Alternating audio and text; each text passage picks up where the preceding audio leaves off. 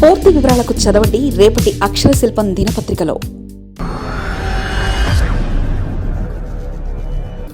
AP liquor స్కామ్లో కీలక పరిణామం. A1 రాజ్ కేసిరెడ్డికి హైకోర్టు బెయిల్ మంజూరు. దాదాపు ఏడాది తర్వాత జైలు నుంచి విడుదల. షరతులతో కూడిన ఉపశమనం, దర్యాప్తులో కీలక మలుపులు. ఆంధ్రప్రదేశ్లో గత కొంతకాలంగా అత్యంత సంచలనం సృష్టిస్తున్న లిక్కర్ స్కామ్ కేసులో ఒక కీలకమైన పరిణామం చోటు చేసుకుంది. ఈ కేసులో ప్రధాన నిందితుడు A1గా ఉన్న రాజ్ కేసిరెడ్డికి ఆంధ్రప్రదేశ్ హైకోర్టు మంగళవారం బెయిల్ మంజూరు చేసింది. గత ఏడాది కాలంగా రిమాండ్లో ఉన్న ఆయనకు న్యాయస్థానం షరతులతో కూడిన ఉపశమనాన్ని కలిగించింది. ఈ మేరకు హైకోర్టు ధర్మాసనం తుది ఉత్తర్వులను జారీ చేసింది. రాష్ట్రంలోని మద్యం విధానంలో భారీ ఎత్తున అవినీతి, అక్రమాలు జరిగాయన్న ఆరోపణతో ఈ కేసు నమోదైన విషయం తెలిసిందే. లైసెన్సుల జారీ, టెండర్ల కేటాయింపు, మద్యం సరఫరాలో కొన్ని ప్రైవేట్ సంస్థలకు అనుచిత లబ్ధి చేకూర్చారనే విమర్శలు వెల్లువెత్తుతున్నాయి. దీనిపై సమగ్ర విచారణ జరపాలని నిర్ణయించిన ప్రస్తుత ప్రభుత్వం ప్రత్యేక దర్యాప్తు బృందాన్ని ఏర్పాటు చేసింది. ఈ సీట్ అధికారులు లోతైన విచారణ జరిపి ఈ కుంభకోణంలో రాజ్ కేసిరెడ్డి పాత్ర అత్యంత కీలకమని నిర్ధారించారు.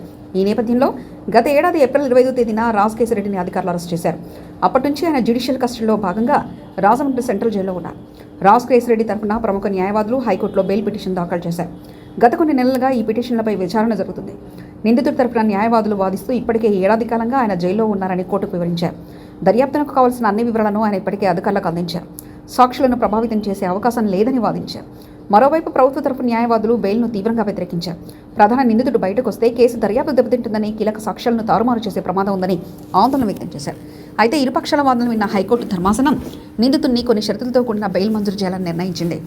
హైకోర్టు బెయిల్ మంజూరు చేస్తుండే కొన్ని కఠినమైన షరతులు కూడా విధించింది. ప్రధానంగా రాజ్ కేసిరెడ్డి తన పాస్పోర్ట్ను అధికారులకు అప్పగించాలని ఆదేశించింది. అనుమతి లేకుండా విదేశాలకు వెళ్లకూడదని స్పష్టం చేసింది. అలాగే దర్యాప్తు అధికారులను పిలిపించినప్పుడల్లా విచారణకు హాజరు కావాలని సూచించింది. సాక్షులతో ఎలాంటి సంబంధాలు పెట్టుకోకూడదని, కేసును ప్రభావితం చేసే ప్రయత్నం చేయకూడదని హెచ్చరించింది. నిబంధనలు అతిక్రమిస్తే బెయిల్ రద్దు చేసే అధికారం దర్యాప్తు సంస్థలకు ఉంటుందని కోర్టు తన ఉత్తర్వులో పేర్కొంది. ఈ బెయిల్ వార్త బయటకు రాగానే ఆంధ్రప్రదేశ్ రాజకీయాల్లో పెద్ద ఎత్తున చర్చ మొదలైంది. ఈ కేసులో రాజ్ కేసిరెడ్డి A1గా ఉండడంతో ఆయన విడుదల దర్యాప్తుపై ఎలాంటి ప్రభావం చూపనుందనేది ఆసక్తికరంగా మారింది. మద్యం విధానంలో అక్రమాల వల్ల ప్రభుత్వ ఖజానాకు వేల కోట్ల రూపాయల నష్టం వాటిల్లిందని సీట్ తన నివేదికలో పేర్కొంది. ఇప్పటివరకు ఈ కేసులో అనేక మంది సాక్షులను విచారించిన అధికారులు కీలకమైన డాక్యుమెంట్లను, డిజిటల్ ఆధారాలను స్వీకరించారు. ప్రధాన నిందితుడు బయటకు రావడం వల్ల ఇతర నిందితుల్లో కూడా ధైర్యం పెరుగుతుందనే వాదనలు వినిపిస్తున్నాయి. రాజ్ కేసిరెడ్డికి బెయిల్ లభించినప్పటికీ కేసు విచారణ మాత్రం వేగంగా సాగుతుంది. సీట్ అధికారులు ఇప్పటికే ఛార్జ్షీట్ దాఖలు చేసే ప్రక్రియలో నిమగ్నమయ్యారు.